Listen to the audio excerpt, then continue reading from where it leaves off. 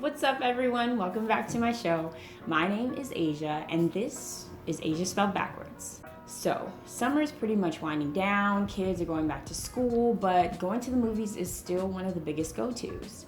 Movies are long, and it's in an air-conditioned space, so you can still escape the heat, which is really great, especially in California when the heat goes all the way through September. The industry knows this, and so they always have really huge blockbusters coming out pretty much all throughout the summer. One of the movies I was eyeing this summer was Men in Black International, starring Chris Hemsworth and Tessa Thompson, with that seductive bod.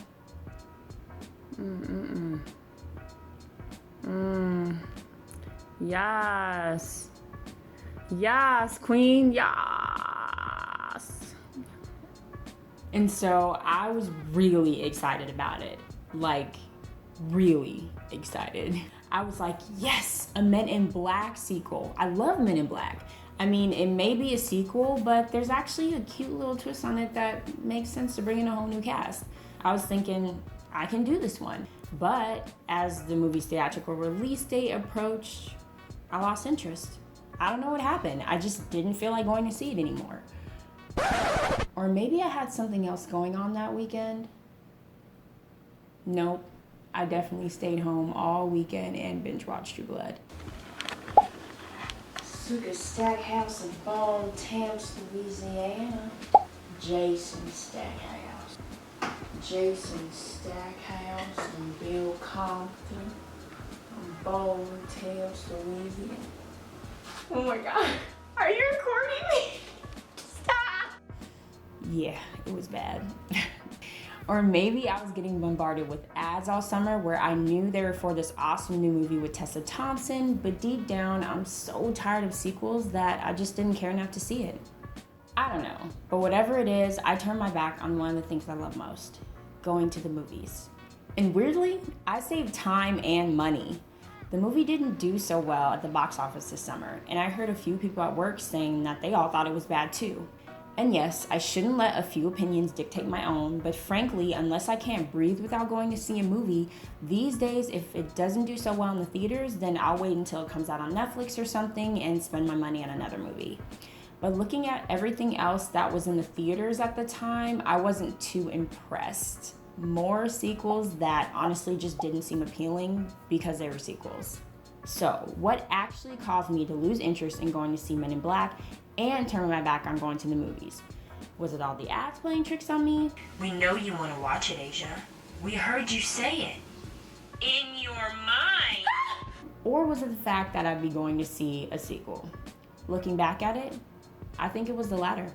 Last summer, the top 5 films made up over 40% of the overall summer box office, and I'm sure it will be no different this summer. Sequels are literally taking over the world, especially because they're usually distributed worldwide. If it's not an amazing sequel, then I think they're kind of exhausting. When I'm watching them, the nostalgia is so intense on the surface level, I'm not even watching an extension of the original story. If I zone out for a quick second, I feel like I'm going back in time to watch the first movie all over again. It's like, come on. I mean, yes, I know these characters and they're going on a whole new adventure, but the first adventure was so good. Why do you need to spoil it with a B version of something that's already so great? It's like making a second season of Big Little Lies. Why? It's a mini series and they finished the book in the first season. Like, I don't understand why. Oh, they actually did make a second season of Big Little Lies. Never mind. Okay, we're gonna skip this part. We're gonna skip. I mean, think about it. Cuffing season is over. Ladies, it's hot girl summer. Time to jump into new relationships and try something new. Do you want to date the same kind of person every single summer? The person that ghosted you after forgetting their wallet on the first date? No, you want to play the field. Make a new story, new memories. This is exactly what it's like when a new original movie comes out that sounds fun, exciting, and good. But also, what's up with these filmmakers and producers? What, do they think we're just mindless consumers who will eat anything they throw at us?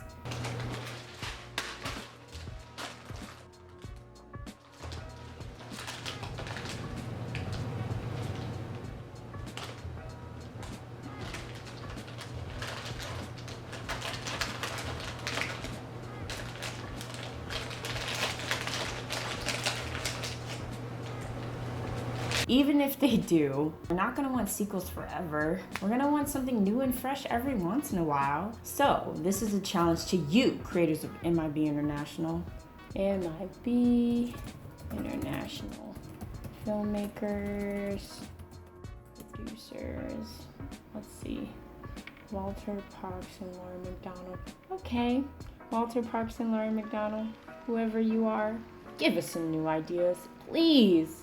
But this isn't to say that all sequels are bad. I mean, Avengers Endgame made the most money at the box office worldwide than any movie ever made. And that movie was amazing. So we love great sequels. Maybe we just hate crappy ones. Whatever it is, directors, producers, etc., fix it. I did eventually go see Men in Black International, and I thought it was long. If I was thinking about how long it was, then clearly it wasn't the best for me, but it was entertaining. Entertaining as in it served its purpose, because what movie is not meant to be entertaining? A quick review, I just feel like they didn't develop the relationship between Tessa and Chris's characters that well. Like, they didn't really give us a reason to believe that they're the new Men in Black, aka partners in crime. I mean, there was like that little moment at the end where everything was over, they had kicked the bad guys' butts or whatever, and Tessa's talking to agents, and then Chris turns around and the music gets so like solemn and so cute, and we're just like, oh, he loves her, we misses her, we don't really know what it is, because they didn't really give them moments throughout the movie to like kind of build that intimacy. It was just kind of like boom. And of course you like go with it, you feel some type of way because the movie's over. Like, they went through all of that stuff together, so of course there's a connection there. That's because it's the end of the movie and you just saw everything play out. But I don't know, the connection wasn't that strong. They could have definitely done more there, and they didn't. So overall, I thought it was okay. So, if you're feeling the same pain I am, here is a list of new original movies that all came out this summer for you to check out. And while that's going, I'm gonna talk in slow motion to let them all roll down the screen. And I'll also list them in the comments below. I watched a bunch of them and eventually got back into the groove of being excited to go to the movies. But at the end of the day, I was pretty happy to know that the $750 I didn't spend on Men in Black International, I was able to see Scary Stories to Tell in the Dark, where I screamed my head off and watched a Mexican-born Oscar-winning director do work on the big screen. That movie is insane. I highly recommend it. And that's it for this topic. My name is Asia, and thank you so much for watching. Don't forget to like, comment, subscribe, and stay tuned for more episodes. See you next time on Asia Spelled Backwards.